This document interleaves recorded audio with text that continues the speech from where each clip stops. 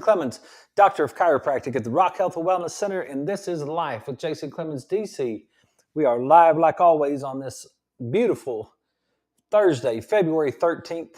Hey guys, it's February 13th. If you're if you're not prepared, tomorrow's Valentine's Day, so y'all need to stop and get some flowers or a card or something, or get a plan going.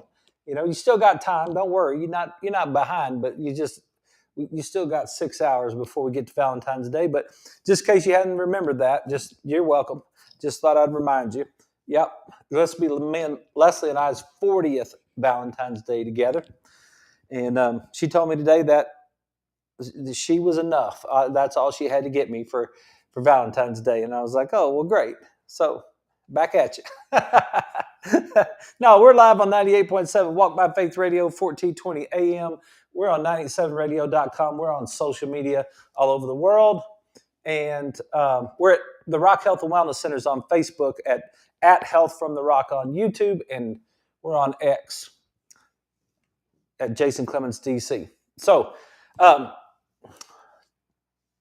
we've been talking about immunity this week. And it's a hot topic around Lubbock right now. I read again yesterday something about this is the worst flu season that in America in 15 years. And now we got some measles running around. And we got into it this morning a little bit in our 6 o'clock workout class discussing it. And, you know, one of the things that always comes up when you are one of those people that don't go along with the crowd when it comes to the way that you address certain issues like vaccines. And that's the reason I'm on this show, is because of back in COVID that I didn't go along with the crowd. And but what typically happens is, I'm not getting into it tonight, but I want to talk about what you get accused of is being unscientific. What the people that go along with the vaccine stance say is that we follow the science. And it's like you guys don't follow the science. Y'all are unscientific and all that sort of thing. And it gets really polarized, right? It gets really polarized because you're either on one side or the other, and then it's just there's not very much common ground when we want to talk about this. And we have such weird definitions of things. I was in a conversation today, and one of the things that was said was, if I didn't do this treatment this way, I might end up hospitalized. And I was thinking to myself, well, is hospitalized the worst option? Like, is that the worst case scenario of doing this treatment this way? Are there any other things that might, if you were to do your treatment different than what was recommended, could there possibly be any other things on the side over here that might show up that were worse than being in the hospital? Like, sometimes I think what happens, like we hear it say, well, if you don't do what I tell you, then you could end up in the hospital. And it's like, okay, but if I do what you tell me, what could possibly happen? Like that's not ever discussed. It's not ever discussed on that side of it. And then we make out like being in the hospital is the worst thing that can possibly happen, right? So sometimes if you think about it, it's like, okay, if I was to, let's say I didn't get some sort of flu shot. Let's just make up a scenario and say, okay, my doctor tells me if I don't get a flu shot and I get the flu, I may end up in the hospital. Okay, fair enough. And I'm sure that's what he believes. And he could be completely right, 100%. Let's say he is, or she. Okay, well, would I get out of the hospital? Like, if I went into the hospital, would I get out of the hospital and then would I be fine? I mean, is that how that scenario might go? If I have to go to the hospital because I choose not to get this flu shot, am I going to end up you got something in the hospital that's going to, in case my oxygen gets low, you'll be able to keep me going. Okay. And then I get out of the hospital and everything's fine, right? Okay, well that's one scenario that could happen. Well, what about the other side when, like what we talked about last night, when I get that flu shot and it gives me a Th1 to Th2 shift, and then all of a sudden I've got lupus for a lifetime, or I develop MS or ALS or cancer or something else over here on the other side, and then you say, well, okay, maybe taking the risk of not getting that shot and then ended up in the hospital is not the worst of all the scenarios that could happen. And I just don't think we ever think about that. I don't really think that's something that we discuss with each other. And I don't think it's something that our doctors discuss with us. And I don't think it's necessarily right. I think we ought to discuss these things. And that's kind of what we do here. Now, look, you guys know I'm a wellness guy. I'm a chiropractor, and I don't do shots. And I'm not a pharmaceutical guy. I'm not allowed to put you on or take you off any pharmaceuticals. It's not my game anyway. I'm not saying that it's my game. My game is wellness. And my game is subluxation, detection, and correction. That's my game. The interference in your nervous system. And interference in your nervous system is a thing. And so we can talk about it. We don't have to get fussy about it, but we can talk about it and we can say, okay, look, let's calm down for just a second. Let's just calm down for just a second. And let's talk about things that we could do to be healthy. And let's talk about them in a scientific, as much scientific as something else. Like if I was to just say to you, if I was to just bring up an article, and I was to say it was in the Journal of Leukocyte Biology. Like I was reading this weekend, the Journal of Leukocyte Biology, and there was an article in the Journal of Leukocyte Biology that was done by a group of people from the Department of Agricultural, Food and Nutritional Sciences, University of Alberta, Edmonton, Canada. The study cites 224 references. If I was to say that, and then I was to cite you what's in that article, would it be evidence-based? Would that fall under some sort of definition of scientific? Or is that it's not that my mama told me or my grandmama told me when I was growing up, put some Vicks salve behind your ear and then put some in your feet and put your socks on. It's like, okay. And I don't know if that's scientific or not, but there's okay, I could understand a person might maybe get a little fussy about if I said something like that. I mean, I had a new patient today. She told me some things that were way outside my limit of understanding. Okay. It's like, I don't know anything. I don't know what to say about any of that stuff. Maybe I'll look into it, right? But if I was to say something about this Journal of Leukocyte Biology, January 2002, volume 71, pages 16 through 32, and then the title of the article just happened to be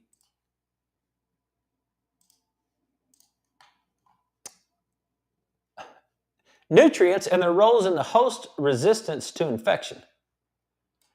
If we could, and this is a quote from Hippocrates, who's the father of medicine, 1416 to 460 to 377 BC. He said, if we could give every individual the right amount of nourishment and exercise, not too little and not too much, we would have found the safest way to health.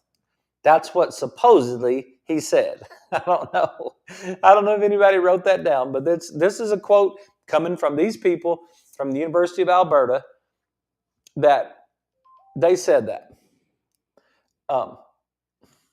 And this article presents evidence and proposed mechanisms regarding the importance of a small group of nutrients on host resistance to infection.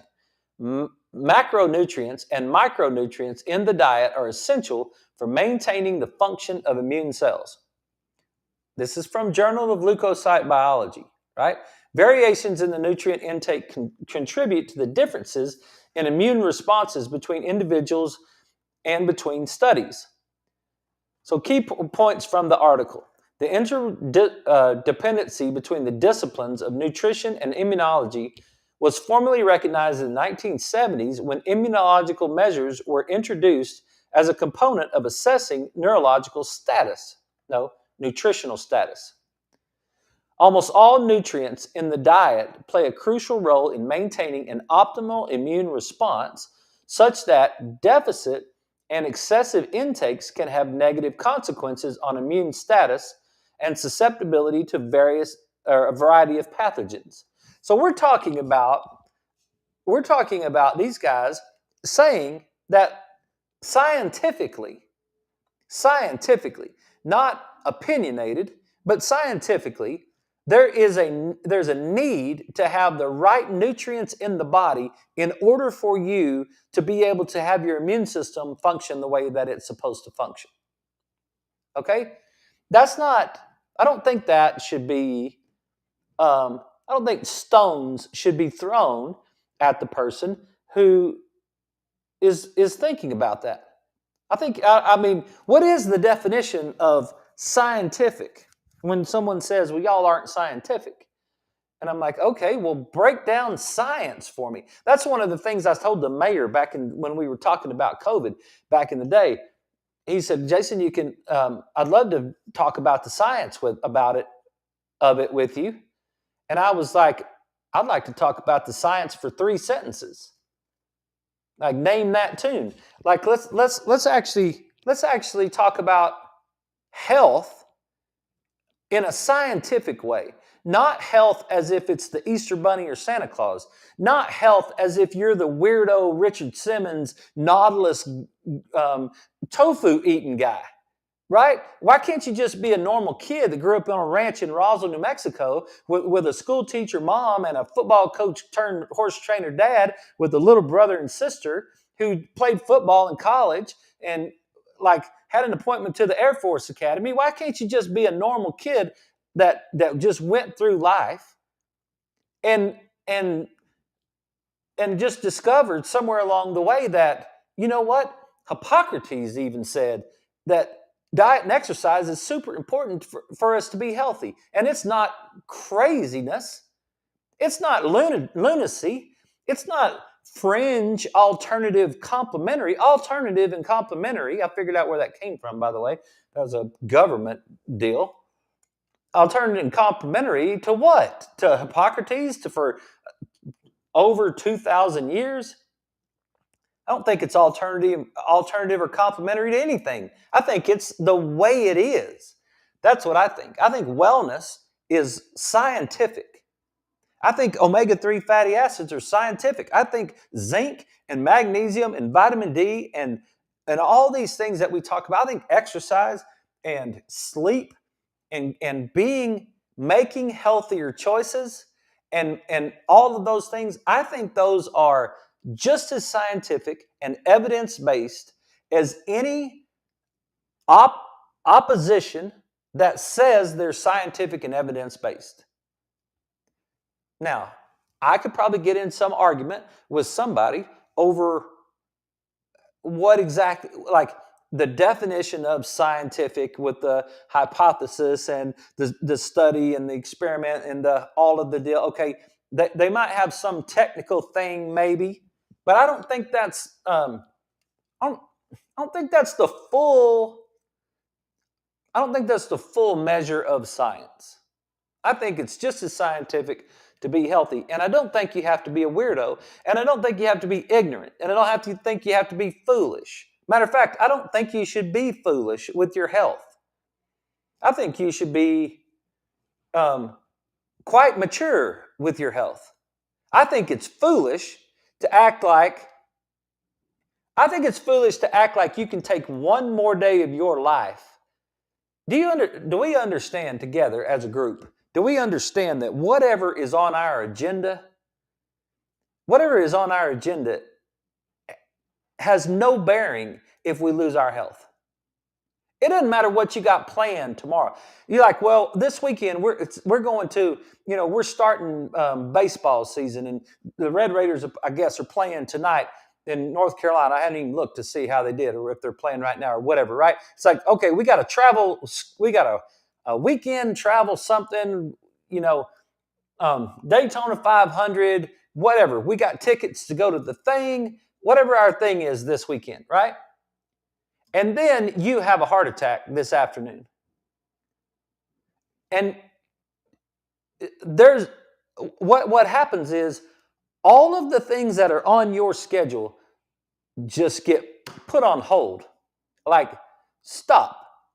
Oh, well, we're not going to the Daytona 500. We're not going to make that trip to North Carolina and watch the Red Raiders play, or we're not going to that baseball tournament that we have scheduled in Midland, or we're not. You know what? We're not making that trip to the Mexico or the Bahamas or whatever. Whatever our thing is going to immediately cease when we lose our health. And it doesn't make any difference if you're a health guy or if you're the president of the United States, or, hey, by the way, we got a new director of the HHS. That's good, right? All of us who have been studying him longer than 6 months has really appreciate that. So Robert Kennedy Jr., thank you for your work, and I look forward to seeing what you're going to do up there. And good job. And so, but it doesn't matter. It doesn't matter if you're a bank president. It doesn't matter if you own 6 companies. It doesn't matter if you are the head of the PTA. It doesn't make any difference what you do. As soon as you lose your health, all of us we all have health in common. We may not have political stance in common. We may not have race in common. We might not have gender in common. We might not have whatever. Like there's guys that I take care of that are IT guys. I don't know anything about really that. I know that's pretty obvious if you watch this show long enough. We can barely even get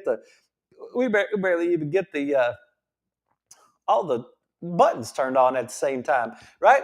There's a lot of those things I don't know anything about. I don't have anything in common with them. I don't know anything. If you play in the orchestra, I don't know. We don't have anything in common. I don't know how to play an instrument to save my life.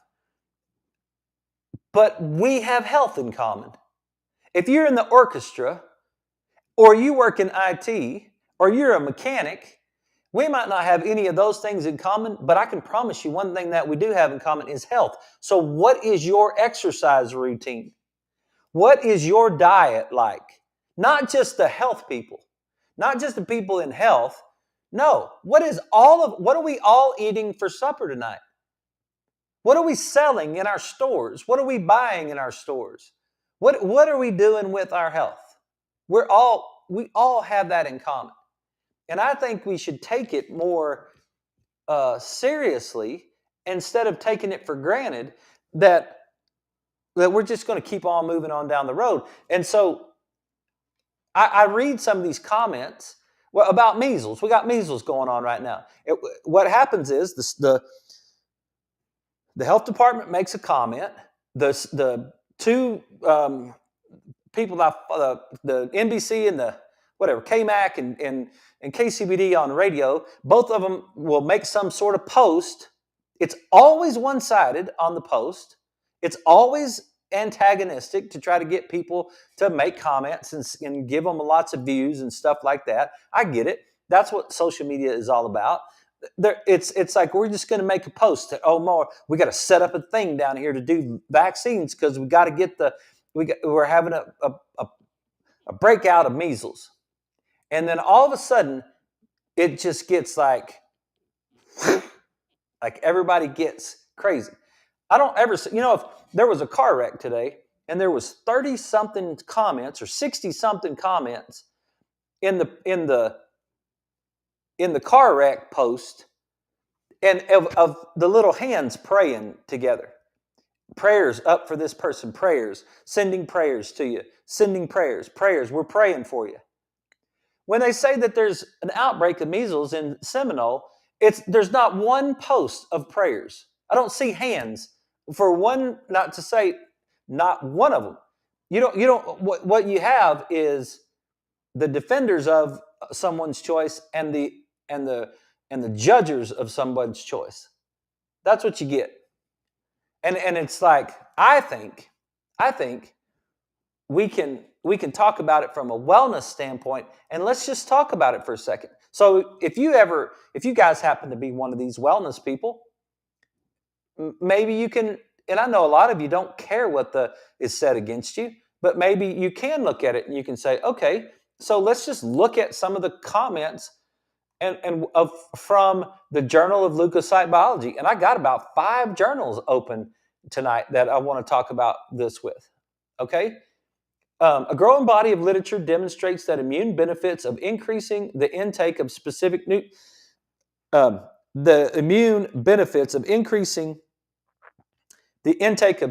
nutrients. Protein malnutrition is a major cause of immunodeficiency worldwide. Protein malnutrition. What do we eat? Meat and eggs, vegetables, berries over fruits, no sugar, right? We've been saying that for a long time, right? Okay, protein malnutrition. Immune cells have a high requirement for energy and amino acids for cell division and protein synthesis. Here's the next one. Long-chain polyunsaturated fatty acids. Your fish oil. The essential fatty acids, linoleic and alpha-linolenic, cannot be synthesized by mammalian cells, so must be obtained from the diet. Long-chain omega-3s, EPA, and DHA are obtained preformed from marine fish oils. EPA are important for brain development and reduction of cardiovascular disease and cancer. Dietary EPA and DHA have a major impact on the function of many components of the immune system. It's not the crazy dude saying take your fish oil that just because I have some love for fish oil, right? It's because I've read about 1,000 of these papers like this. Like since 2009, over and over and over and over again. And it's like, that's not me talking, that's coming from the Journal of Leukocyte Biology. Dietary omega-3s and EPA and DHA have a major impact on the function of many components of the immune system. Fish oil suppresses inflammatory autoimmune responses. EPA and DHA have been shown to modulate specific function of innate and acquired immunity. What did we talk about last night? We talked about innate and acquired immunity. We talked about the initial response and the secondary response. And what happens when you have a strong initial response and a weaker secondary response versus a flipped scenario. Like, and remember we read this article, I think, earlier last week.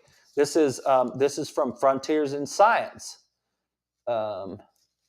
T helper cells subset response in determining factors in COVID-19 progression. And I'll just get down here to the end. I won't even read the whole thing, but patients who did not survive presented significantly higher levels of interleukin-15 than those who recovered. No significant differences were observed according to disease progression groups. The study has shown that increased levels of interleukin-15 and a high Th2 response are associated with a fatal outcome of the disease. The ones that died versus the ones that didn't. Why was it that everybody got it, but some people died and some people didn't? According to this article right here, a whole bunch of people, Department of Immunology, Madrid, Spain. That's where it came from, right? The study that shown to increased levels of interleukin-15 had a high Th2 response were associated with fatal outcome of the disease. We had a higher Th2 response, right? So read it right here. What do these guys say? Now this is the Frontiers in Science right here. This isn't grandma with the Vicks salve on your ear, right? It's the Frontiers in Science. Now let's look at the next one.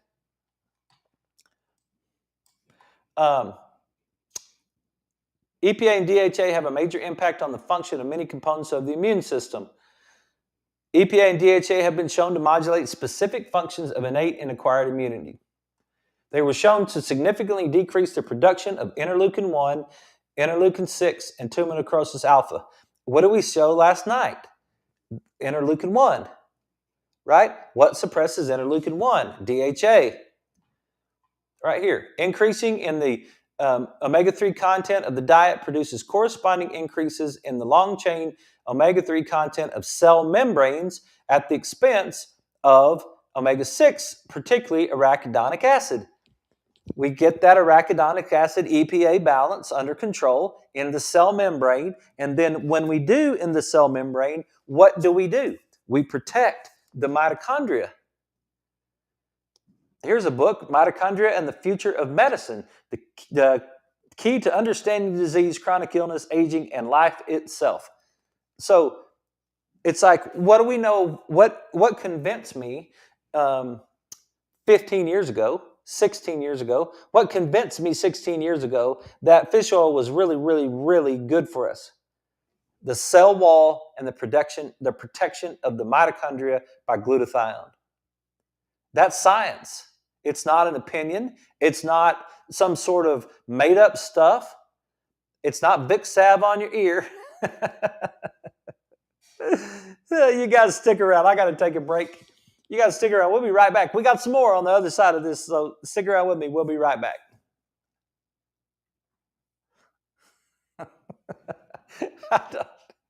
I don't really know. I don't really know if you're supposed to put Vicks salve on your ear. It just seems like that's what Mama used to do. Rub it all over your chest and put it up underneath your nose and then rub it on your feet and put your socks on, right? Like I can't be the only one. I know that some of you guys had that same experience when you were growing up. And it's like, okay, fine. Is there any science behind that? I don't know. There may be. I'm not saying there's not. I'm not throwing stones at my grandma. But it's like I don't know. Oh my gosh. It's a funny world we live in, I think. I didn't make this stuff up. Yeah. Long chain PUFAs are more sensitive to lipid peroxidation than are monounsaturated or saturated fatty acids. Thus, the omega-3s incorporated into cell membranes may increase the host requirement for antioxidant nutrients. There you go. Antioxidant nutrients. Why? Because antioxidants balance free radicals. And what is created every time you make ATP? You make a free radical. I think that's science too.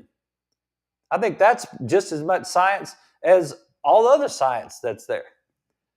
Right? So I don't even know what maybe that's not. Maybe biology is not science or physiology is not science. I always thought it was. And so it is well accepted that long-chain omega-3s have immunomodulatory effects. Of course, yeah. It's not just some insanity. Like your fish oil is like this omega-3 fish oil is really, really important in the way that our bodies function. And it's like, how long is it important? As long as your body is functioning. When do you stop taking your fish oil? The day you die is the day that you stop taking your fish oil. It's like I couldn't figure out why Grandma lived to be 97 years old and never ate fish. It didn't even make any sense. She's 97 years old. She said she hated fish. She wouldn't go. We go to Cattle Barron on Sunday evening, and she'd buy our supper, and or everybody's birthday, and she never would eat fish. And then we couldn't figure out. I was like, and then Leslie tells me she used to go to her grandma's, and they would make tuna fish and she would eat tuna fish 2 or 3 times a week because she didn't have a driver's license and she couldn't get to the grocery store. So she'd make a big batch of it and eat it all week. I'm like, of course she did. Okay, everybody, this is Life with Jason Clemmons, DC. We're live on this Thursday, February 13th, and we're talking about some science of health tonight. just in case you need it to help your fellow man make some good decisions, right? So we just talked about the importance of omega-3s. Now let's talk about vitamin A. The importance of vitamin A in immune function and protection against infections is well established. Vitamin A is essential for cells of the immune system. Vitamin A deficiency is a major public health problem in many developing countries. Now listen to this right here. I didn't make this up, and this was written in 2002, January of 2002, and it comes from a group of scientists at the Department of Agricultural, Food, and Nutritional Science at the University of Alberta, Edmonton, Canada. Okay? This was written in 2002. This was not written in Lubbock this week. And it's talking about vitamin A, and it says right here, it is the World Health Organization's recommendation that vitamin A supplements be given to all individuals in developing countries who contract measles, whether or not they have symptoms of vitamin A deficiency. I have not heard one time from the Public Health Department, from KCBD or from KMAC or from anybody else, any reporter that's reporting on the measles outbreak in Lubbock, haven't heard them one time talk about the World Health Organization recommendation that vitamin A supplements be given to all individuals. But you know who's getting that information? The patients who are going to the chiropractors that their kids live in Seminole. Like my patients that live in Seminole that come get adjusted or that are in that group of people, that's, yes, what are we talking about? Hey, make sure you get your vitamin A. Are you worried about all the what, it's like, hey, give yourself the nutrition that you need to handle the virus that you're having to fight. Make sure you got the host. It's about the host. It's about the internal host. It's not about the external world. You cannot keep from getting a virus on you. It's like saying you can keep wind from getting on you. Well, I didn't catch the virus. Well, it's not that you didn't get exposed to the virus. It's that you blocked it before it got into your cells. Now, how did you block it? That's the question, right? I think that's a more important question than anything else. It's not like you're not going to get it. You're not going to keep the wind from hitting you, but you could wear a windbreaker and it might help. There's some things you could do, right? One of them right here is vitamin A. And I'm not treating measles. Don't get me wrong. I'm by no means treating measles. And I'm not running the health department, even though I think there ought to be some health people on the health department personally. But maybe down the road, I'll get that done. Vitamin C. Ascorbic acid is an essential component of every living cell. The actions of vitamin C as a reducing agent and oxygen radical quencher are well established. That's what we talk about vitamin E, to vitamin C, and to glutathione inside the cell, right? Vitamin C is highly concentrated in leukocytes, white blood cells, and is used rapidly during infection, preventing oxidative damage. Reduced concentrations of this vitamin in leukocytes is associated with reduced immune function. A common method to assess vitamin C status is to measure the concentration of the vitamin in leukocytes. A wealth of epidemiological study suggests that higher intake of vitamin C and other antioxidants are associated with the lower risk of chronic disease, such as cancer and cardiovascular disease, which involve the immune system to some extent. They evolve the immune system to some extent. I agree with that, to some large extent. Immune effects, including antiviral resistance and anti-carcinogenic effects, are increased in higher intakes of vitamin C. Immune effects, antiviral effects are increased with high intakes of vitamin C. If I start to get sick, I'll start taking 2,000 milligrams of vitamin C about every 3 or 4 hours. Like if I start to feel it, it's like bam, hit it, bam, and then hit it again, and then hit it again. We might have 6, 8, 10, 12, 14, 16,000 milligrams of vitamin C today. Like might do it again tomorrow, might do it again the next day. I hear people, like you go into one of these IV labs nowadays, if they want to give you vitamin C, they might give you 50,000 milligrams of vitamin C intravenously. It's like the high amounts of vitamin C. See, I ask patients, did you take your vitamin C? And they think I'm asking them, like, I don't know, did you call your mom today? Like, it's just something you ought to do. Like, it's kind of like one of those things. No, it's like, dude, this is the Rock Health and Wellness Center. We're trying to keep you healthy in the winter. That's what we're trying to do. We're trying to keep you healthy in the summer too, but we're trying to keep you healthy in the winter. It's like, no, I don't take any of this stuff. I don't do any of this fish oil, and I don't do any of the vitamin D, and I don't do any of the vitamin C, and I drink Cokes, and I'll eat cinnamon rolls. Okay. But it's not healthy, and it's going to lead you down a road to trouble someday. You don't know what you're going to run into, right? Vitamin C supplementation has been shown to have clinical usefulness in the treatment of in several autoimmune diseases, allergies, asthma, and immunosuppressive disorders. The general belief that the reduction of free radicals will prevent DNA damage to immune cells, thereby maintaining the function and structural integrity. The general belief that the reduction of free radicals will prevent DNA damage to the immune cells. We have talked about that from the beginning.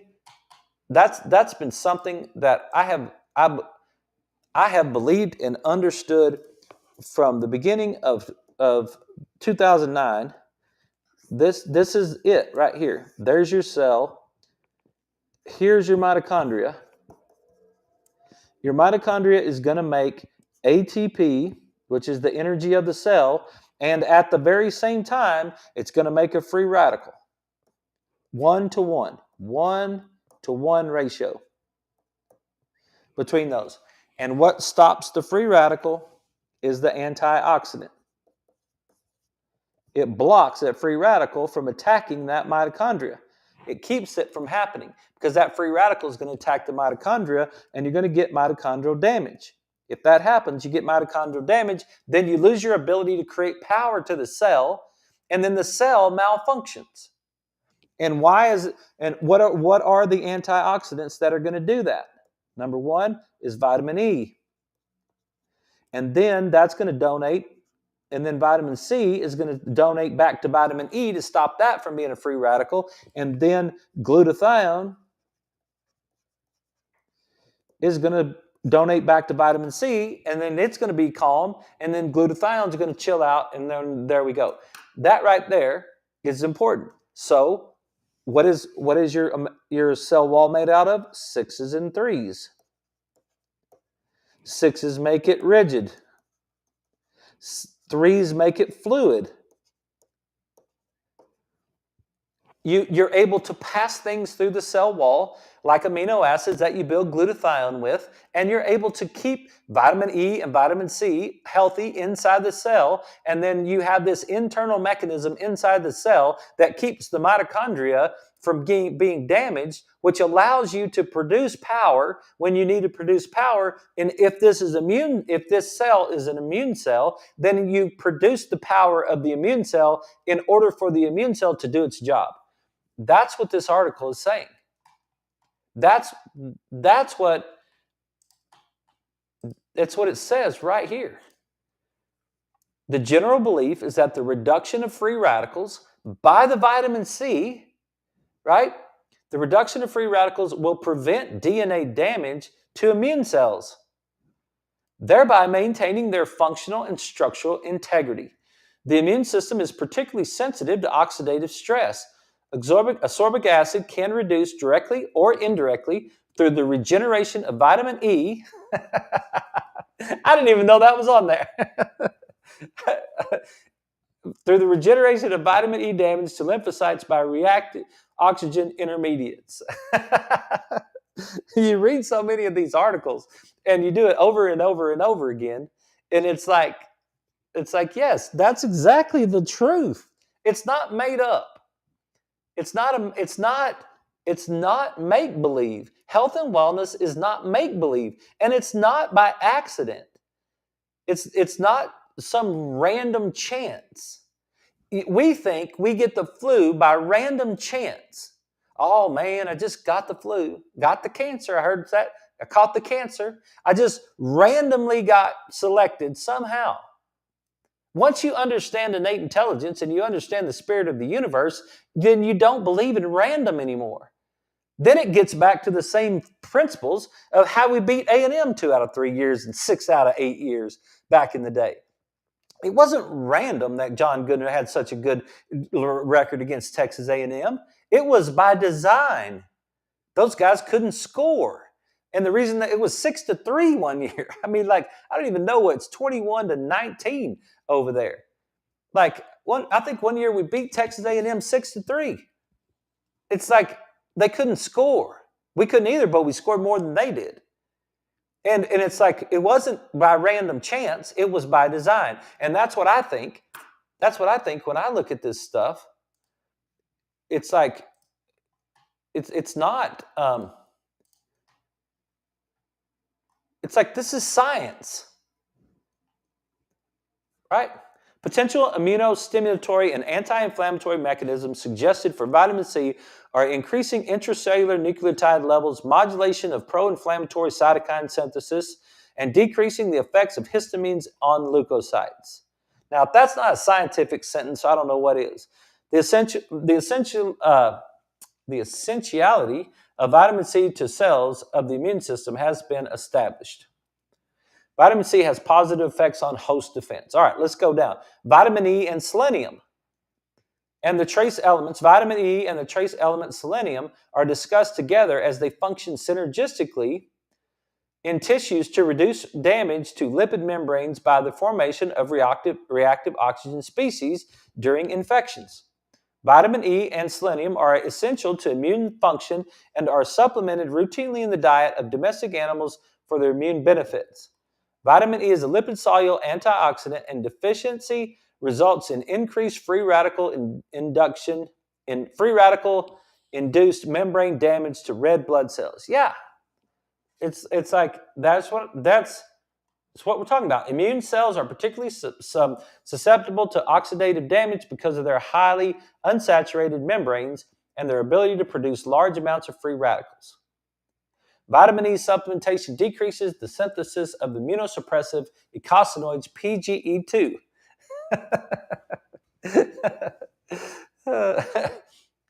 Vitamin E supplementation decreases the synthesis of immunosuppressive eicosanoid PGE2. How many times y'all seen that little dude? Let me see if I can. How quickly?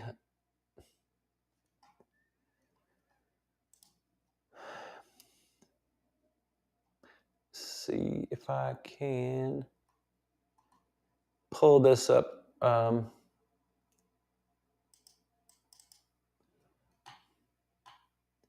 Yeah.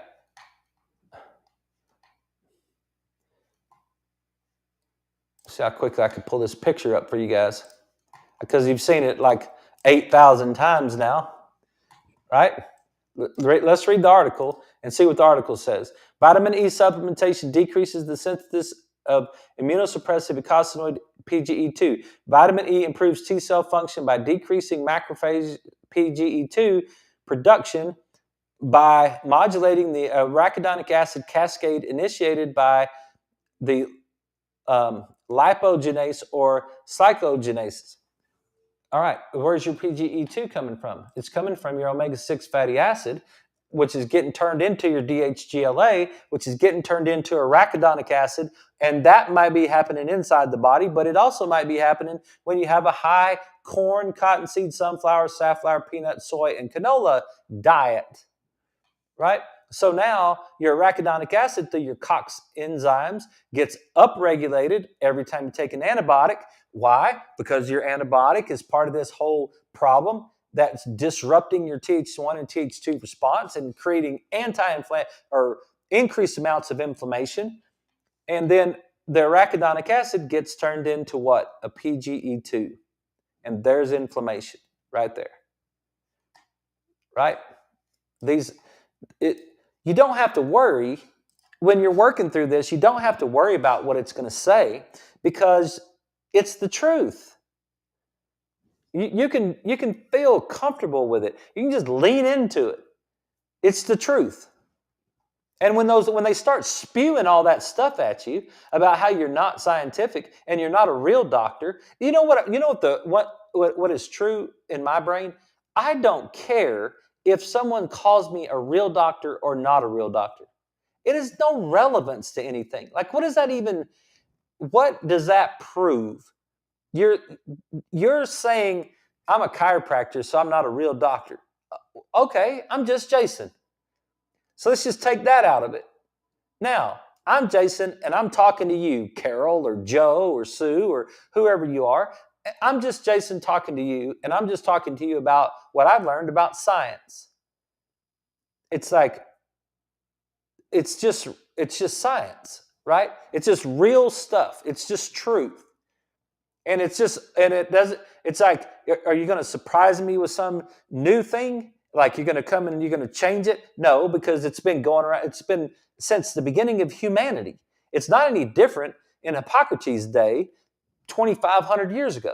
It's not any different in Japan than it is in the United States. It's not any different in Canada than it is in Chile. It's the same physiology and biology. It's the same thing. Maybe there's slight little differences if, in one culture versus the next culture or whatever. Okay, maybe we got some little slight differences, but we're still talking about the same stuff. Right? It holds up. It holds up over time. Glutathione peroxidase is a selenoprotein that acts as an oxidant scavenger and protects against oxidative damage. Yes, glutathione. Here's another one, iron. Iron deficiency is estimated to affect 20 to 50% of the world's population, making it the most widespread nutritional deficiency in industrialized and developed countries. The physiological effects of iron deficiency are manifest in a large number of tissues, including those in the immune system. Iron deficiency results in impaired cell-mediated immunity. Here's the next one, zinc. Zinc is essential for the function of cells in the immune system. It is required for the activity of more than 100 enzymes associated with carbohydrate and energy metabolism, protein degradation and synthesis, nucleic acid synthesis, carbon dioxide transport. Zinc deficiency impedes host defense systems, leading to increased susceptibility to a variety of pathogens. Zinc deficiency, which brings me to this thought that when we eat ultra-processed foods that are deficient in nutrients, then what we end up with is an immune system that doesn't function like it's supposed to. Now, if you're going to govern a group of people who don't have immune system function, what are you going to do to try to keep them from getting measles? They're not going to eat right, and you're not going to spend any time getting them to eat right. Right? We're not going to really spend any time in that. So we're not really going to teach people how to eat right. We're going to just set up a van. Why don't we set up a van that says, here's how you eat? Why don't we shut down, if we have a measles outbreak in our town, why don't we shut down all of the sugar factories in our town? Turn off all the Starbucks, turn off all of the donut stores, why don't we put the big tarps over the Coca-Cola in our stores and do not sell any, shut down the bakeries. Shut the bakeries down. We are going to only sell meat and vegetables and berries for the next 3 weeks. We're going to make sure that everybody in town gets their supplements.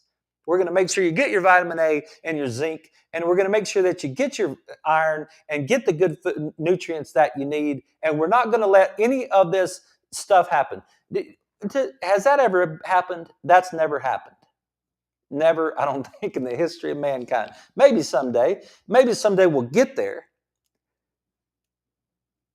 What we see when these things happen is that there's a group of people who do this stuff every day. My buddy sent me a text about RFK saying something about chiropractors today. And I sent him back, Maha, right? Whatever, make America healthy again. And I was thinking, I started to send him another part to that text that said, that's what we've been doing. The chiropractors have been doing that since 1895. It's not new to us. I'm glad that Robert Kennedy's here, and I'm glad that everybody's excited now that maybe might have some health talk going on out there. But like when I showed up to the party in 2009, I was I was late to the party. Like the party had already been going for a long time, and there's a lot of people. So now, if I'm not eating sugar, and I'm getting my nutrients, and I'm making sure that I got my supplements, and I get my sleep, and I exercise, and I don't drink soda, I don't need your intervention. I'm fine, and my kids are fine. They told me, well, if we have an outbreak at school, you'll be the first one to call. And I'm like, I don't care if you have an outbreak at school.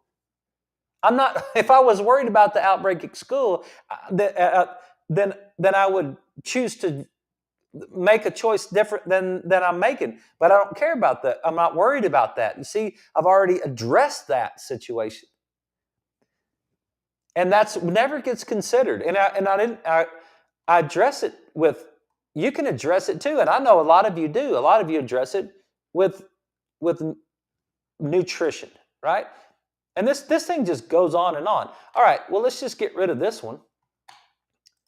And let's see, are there anybody else that what is another thing that we could do? Well, here's one right here on olive oil. We may have talked about this in the past. It's like, okay,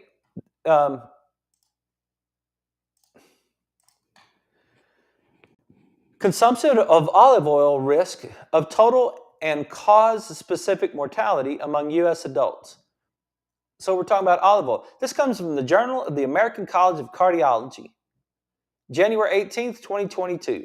This is a bunch of people from Harvard School of Public Health, Harvard Medical School, University of Navarra, Pamplona, Spain. I didn't say that right. I should have rolled my R's there at the end. The purpose of the study was to evaluate whether olive oil intake is associated with total and causal specific mortality in two prospective cohorts of men and women. There's 60,000 people and 60,000 women and 31,000 men. Let's get on down here to the bottom findings. Higher olive oil intake was associated with lower risk of total and cause-specific mortality, replacing 10 grams per deciliter of margarine, butter, mayonnaise, and dairy fat with the equivalent amount of olive oil was associated with an 8 to 34% lower risk of total and cause-specific mortality. Get rid of your vegetable oil and cook with olive oil. There's, according to the doctors and the PhDs at Harvard, then it's like, there you go. There's your scientific deal that is related to that. And I didn't even go through that entire thing right there because I'm running out of time. But let me see. I got another one. Okay, here's another one that basically says the same thing. This is, I think we got time to cover this.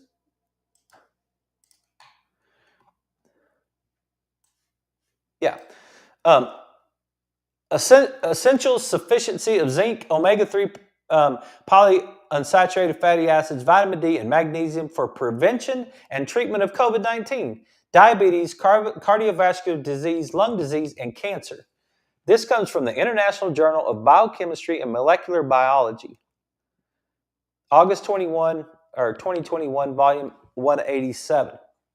Despite the development of the number of vaccines for COVID-19, there remains a need for prevention and treatment for the SARS-CoV-2 and the ensuing disease of COVID-19. So this was back in 2021. Key elements of SARS-CoV-2 and COVID-19 that can be readily treated are viral entry, the immune system, inflammation, the cytokine storm. The essential nutrients zinc, omega-3, vitamin D, magnesium provide the ideal combination for prevention and treatment of COVID-19. I didn't say that. The International Journal of Biochemistry and Molecular Biology is what said that. Scientific people. Okay? Prevention of the entry into host cells, prevention of proliferation, inhibition of excessive inflammation, improved control of regulation of the immune system, inhibition of the cytokine storm. That's what those nutrients are doing. So we've run out of time, but I just want you to know that when they start saying that you're unscientific, just take a breath and they don't know what they're talking about. And it doesn't hold up. It won't hold up to arguments. Now, you may have an unscientific point that I don't know what you're talking about personally, may on an individual basis, but I promise you there's a scientific rebuttal and there's a scientific stance that you can stand on if you want to stand on it to make whatever choice you want to make one way or the other when it comes to the way this happens. Hey, I hope you guys have a great evening. We will not have a show tomorrow night because tomorrow night is my 40th Valentine's with my Valentine, and I will be spending it with her. And so we will be back on Monday at 6 o'clock. You guys have a great weekend.